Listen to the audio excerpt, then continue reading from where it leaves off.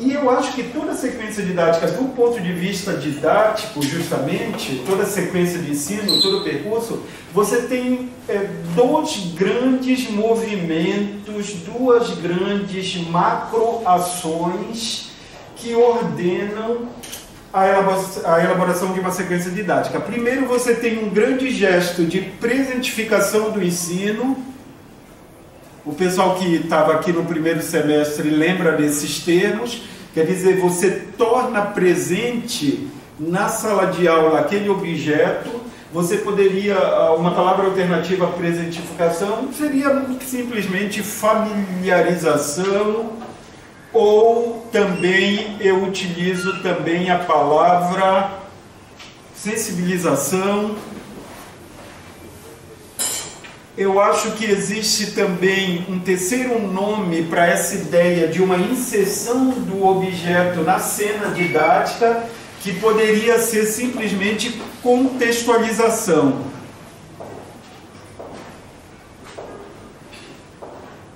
Que é exatamente o ato de situar aquele objeto. Você situa aquele objeto.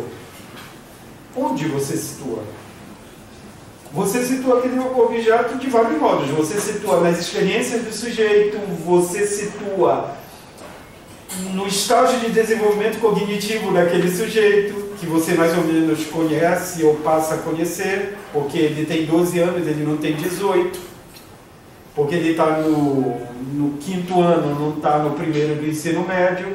Então, você mais ou menos situa aquele objeto do ponto de vista cognitivo, do desenvolvimento cognitivo do sujeito, das experiências, das histórias de letramento desse sujeito, tá certo?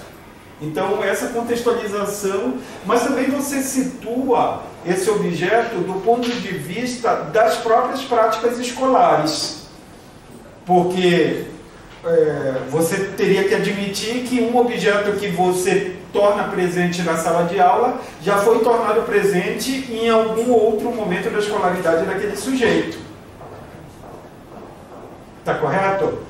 Então, se é orações subordinadas, provavelmente, se você está lidando com as adversativas, em algum momento ele já pode ter visto as aditivas, por exemplo. Então você tem que situar aquele objeto conforme o percurso de escolaridade do sujeito também.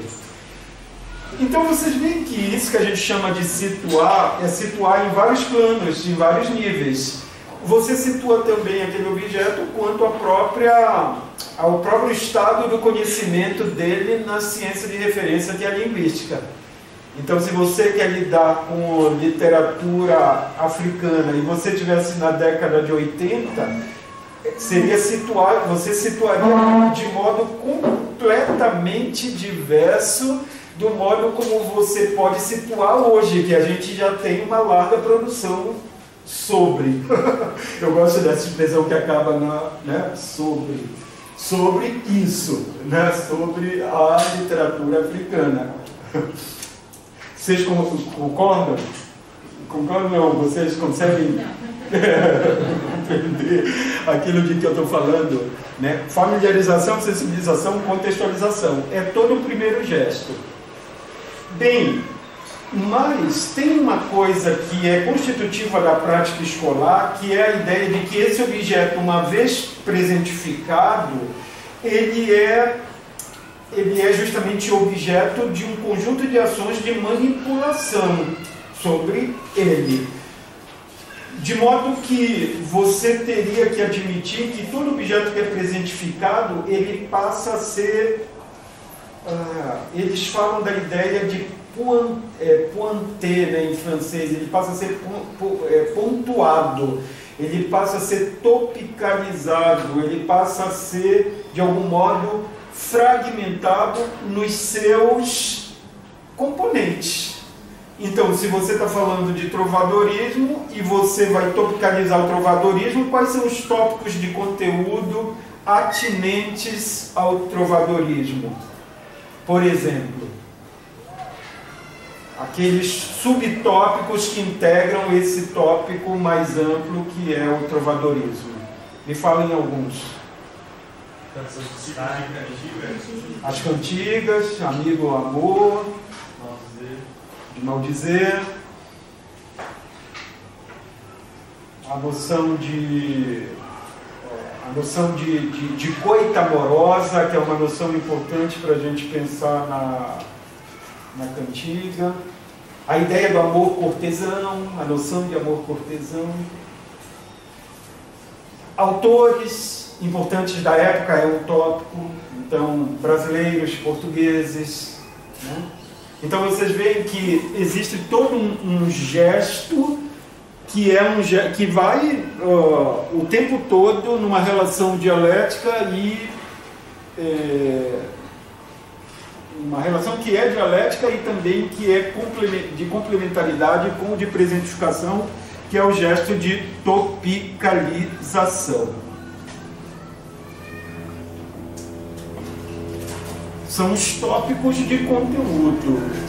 Você pode chamar então de elementarização, como eles próprios em algum momento chamaram, elementarização da ideia dos vários elementos que compõem aquele tópico maior. Você pode chamar, a palavra é um pouco pejorativa, mas fragmentação desse objeto, ela é pejorativa essa palavra fragmentação, mas é um bom modo de falar. É como se você tivesse um objeto maior que é partido, que é dividido ao longo da sequência.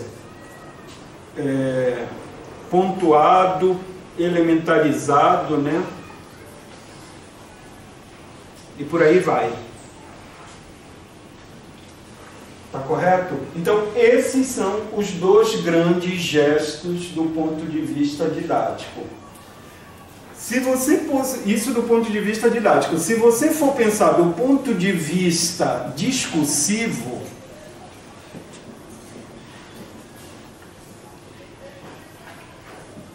o que acontece numa sala de aula? Do ponto de vista da linguagem. Porque o didático ele se materializa em linguagem, né? Essa coisa de tornar presente um objeto e fragmentá-lo, isso só ganha existência pela linguagem, pelo uso, pela interação que se dá, pela interação pela linguagem, né? Tá correto? Então, do ponto de vista didático é isso, mas do ponto de vista discursivo, o que a gente poderia falar?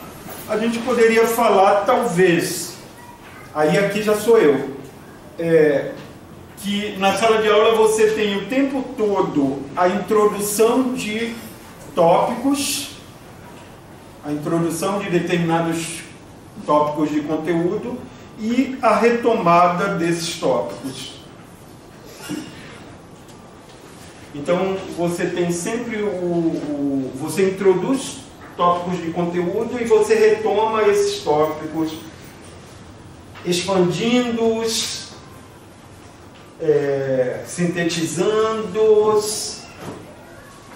Então, do ponto de vista dos usos da linguagem, quando a gente está trabalhando com um objeto de ensino, o que o professor faz o tempo todo é isso. Modos de introdução do objeto, modos de retomada desse objeto. Nessa retomada, você pode ter acréscimos, substituições, transformações desses tópicos. Tudo isso se dando por meio da linguagem.